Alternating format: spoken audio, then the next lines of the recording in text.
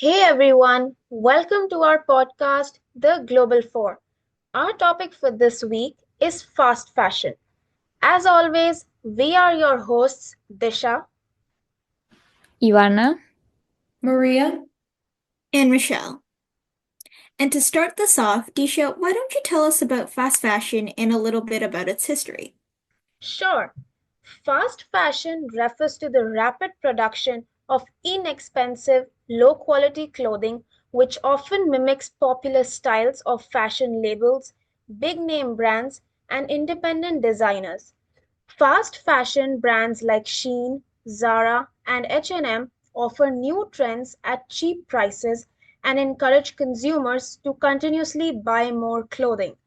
This model prioritizes speed, affordability, and mass production, but at the same time has a negative impact on labor rights and environmental sustainability. Talking about the unique history of fast fashion, the invention of the sewing machine made clothing more affordable, and the rise of department stores allowed middle class consumers to access stylish clothing more easily. The fast fashion model emerged in the 1970s when retailers began exporting production to countries, particularly in Asia, where they could pay workers lower wages than in the Western countries. There was a rise of global supply chains outsourcing production to lower cost countries. Though the industry has been present since the 19th century, it only gained popularity in the year 2014, in which the consumption of textiles was doubled. Brands like Zara, H&M, and Forever 21 revolutionized the industry by shortening production cycles and introducing the just-in-time manufacturing approach, which allowed companies to quickly adapt to new trends. Because of the cheaper prices, people tend to overconsume, which benefits the economy, but on the other hand, negatively harms the environment, health of the planet, and the workforce in the factories. Less than 1% of clothing is recycled or used for textile production, and most garments, either recycled or new, end up polluting the landfill. The European textile industry has undergone profound changes due to globalization and the economic crisis. Overall, there is a growing criticism emerging over exploitative labor practices and environmental harm like waste, pollution, and carbon footprint, and the rise of sustainable fashion is challenging the fast fashion model. Thanks, Disha. That is super interesting. I would just like to add that now that you explained this history, fast fashion makes a little more sense to me now. And I would like to say that among the brands you mentioned, I would put Zara in the top three emerging fast fashion brands, if not the top one, considering that it is present in more than 88 countries and has more than 2,000 stores worldwide. But it has achieved this massive reach because it has been expanding over time until it got to the point at which we are today, where it has presence in all continents, which only thinking about it is insane for me. But to understand in more detail what fast fashion process is like, Michelle, do you want to share your knowledge about fast fashion and its chain? Absolutely. So, from what I've learned so far, there are five general phases in the fast fashion commodity chain. The first step is designing the season's apparel, which usually happens in the headquarters of the brand. So, what's noteworthy about this is that the large companies are usually based in the global north. So, we're talking about countries like the United States, the EU countries, Japan, South Korea, Australia, New Zealand, and etc. Then, large amounts of raw textile material like cotton and silk will be sourced to create the materials for the design. So, this step also includes things like dyeing and processing the fabrics so that they are ready for garment manufacturing. And some of the largest exporters in this industry include China, Bangladesh, Vietnam, and India.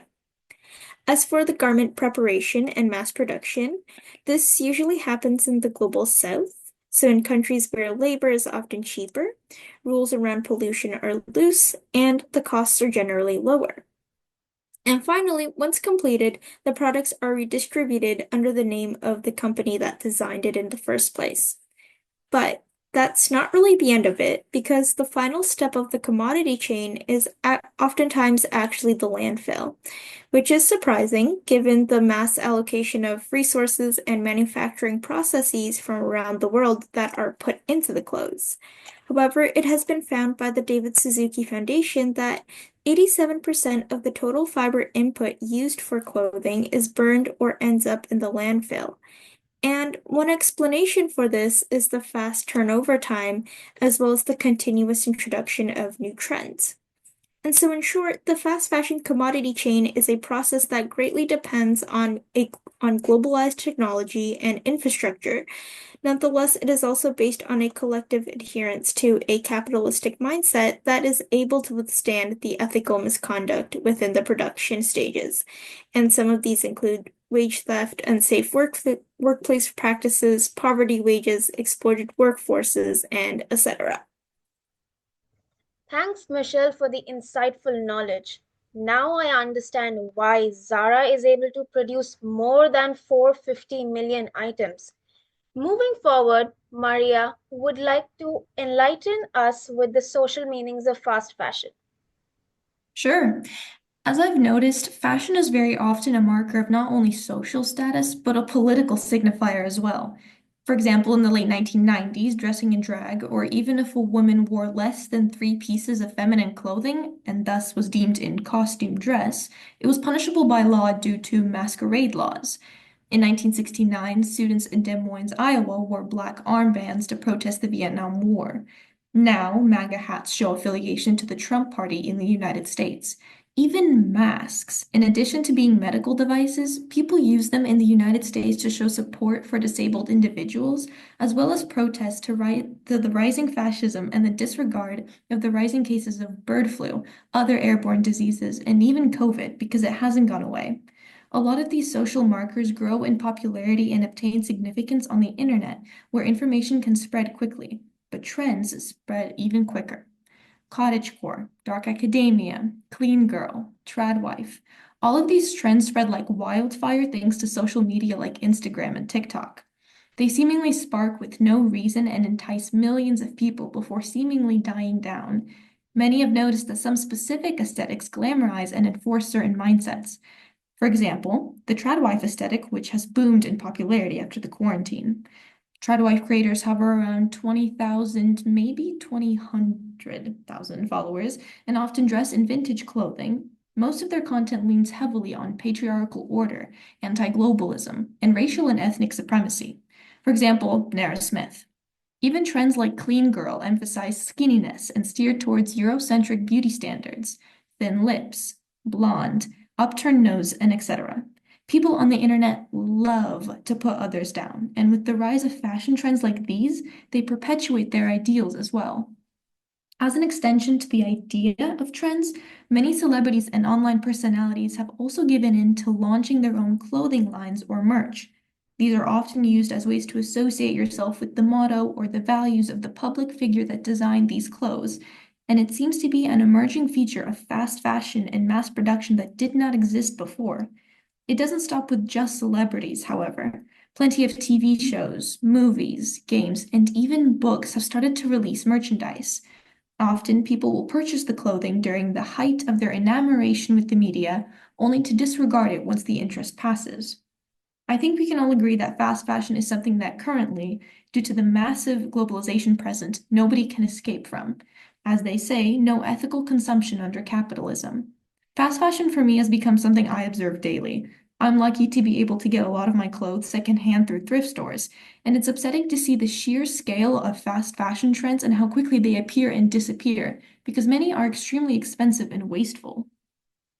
Wow, those are really interesting takes on its social significance. And just to add on, I think another important aspect of fast fashion is its contribution to job creation as well.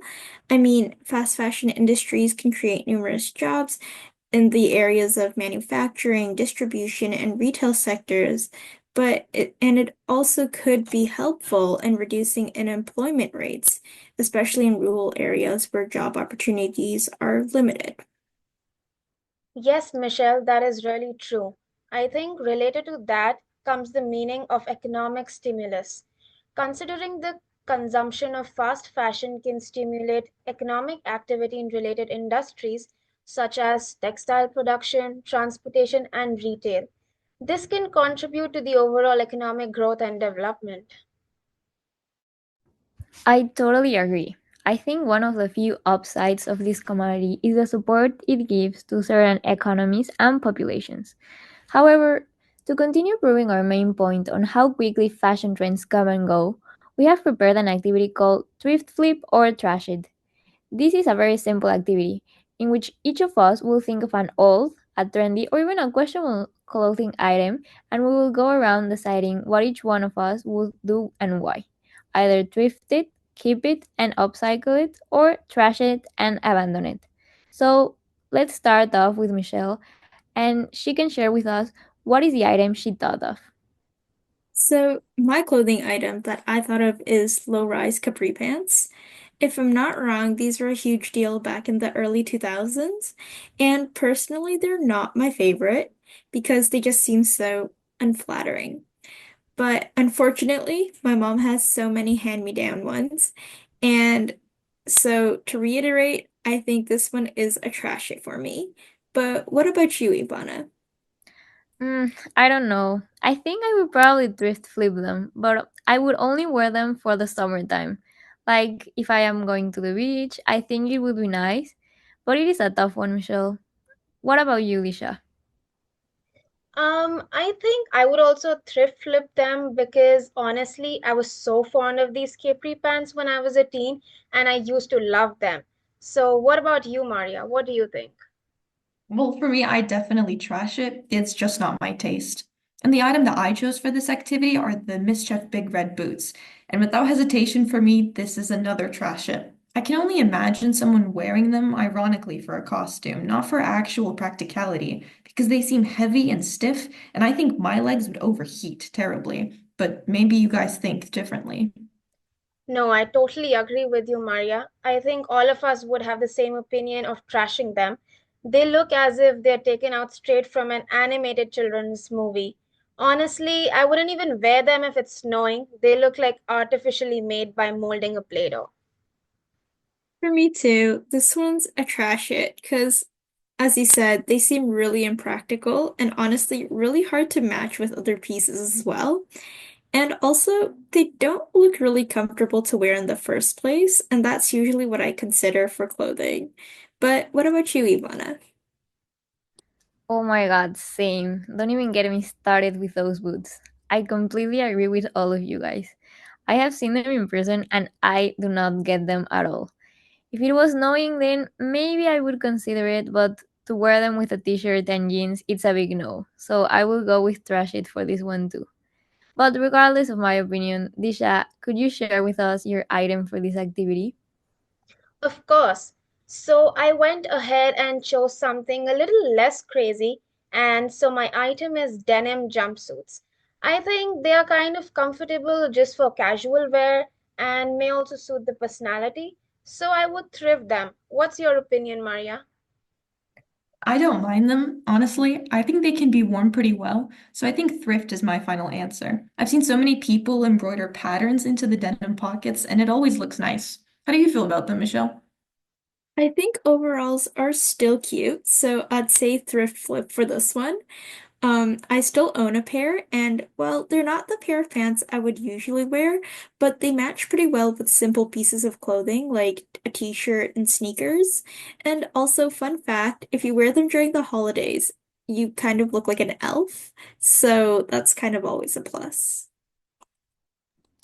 Okay, fair enough. I can see that. For me, it just comes down to if anything, it's denim, it is an immediate yes. So I will definitely thrift flip them. And just to end this fun activity, my item is a fur bucket hat.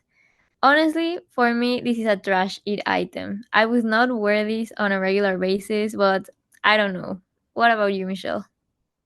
Same for me. Honestly, I'll say trash it for this one as well, because At least for me, I don't usually wear hats in the first place, but the thought of a fur bucket hat just seems a little too much, if that makes sense.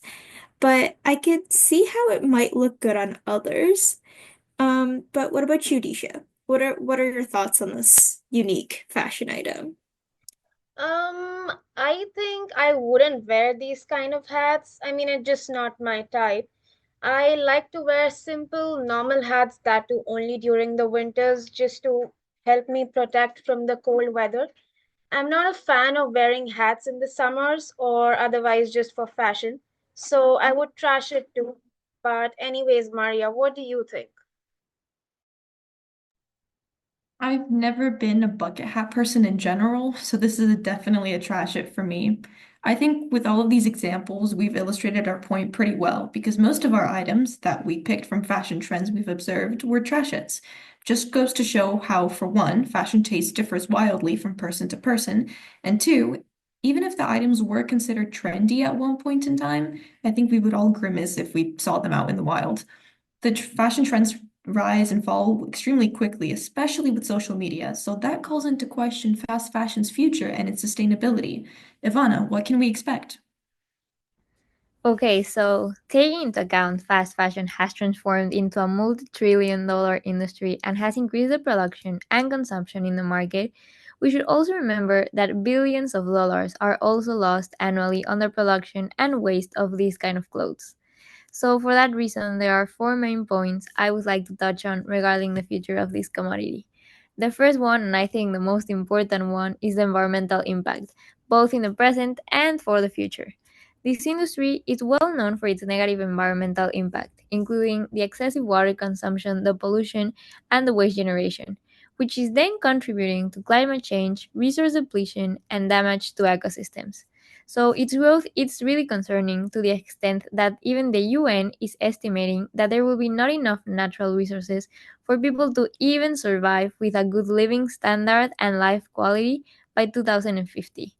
But despite this, there has been minimal to no change on the textile producers' mind.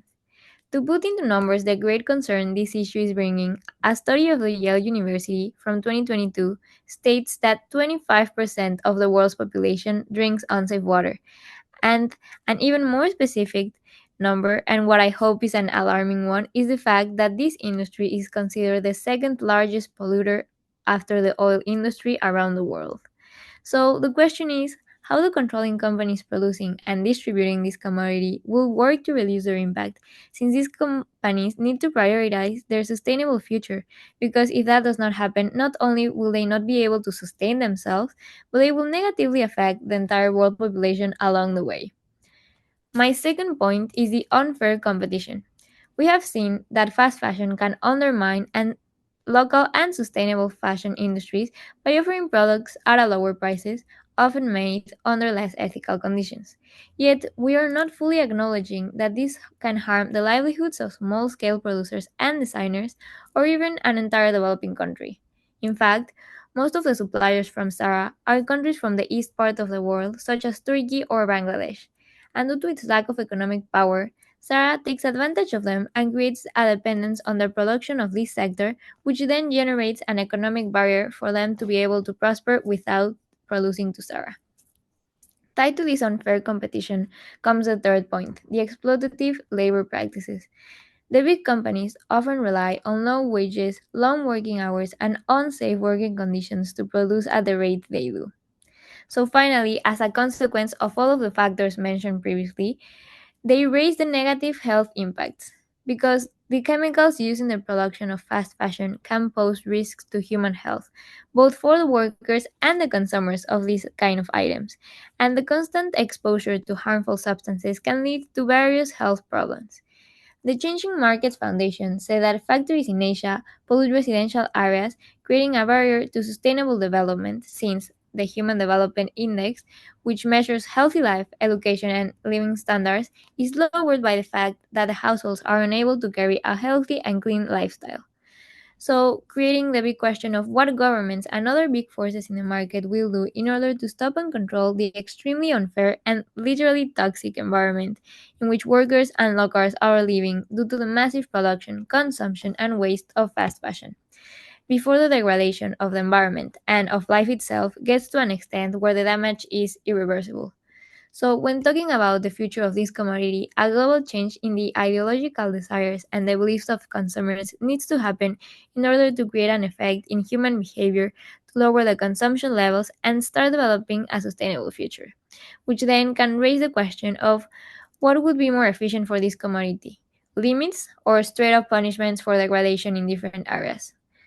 Overall, the questions revolve on the question of what is being done and what should be done for fast fashion to lean more in the sustainable and equitable sector, even if that brings some economic losses. Definitely. I agree with you, Ivana. And I'd say that people nowadays have become a little more wary about the problematic effects of fast fashion, especially with organizations like Greenpeace, Trade, the Waste and Action Program, as well as so many more research centers that are dedicated to making this industry more transparent to the public. Yes, though I'd say there are also things that we as consumers can do, such as buying secondhand clothing or doing more research on the brands we're buying from in the first place. Spreading the word about this would also help because collective action always has a greater effect the more people are involved. So I'm glad we got to talk about this today. You guys, I think this was such an insightful and interesting conversation. We hope you enjoyed it as much as we did and learned something from it. And with this, it's a wrap of our episode for Fast Fashion. Thanks so much for listening, and we'll see you next week. Don't forget to turn on the notifications and stay tuned for further interactive episodes. Bye!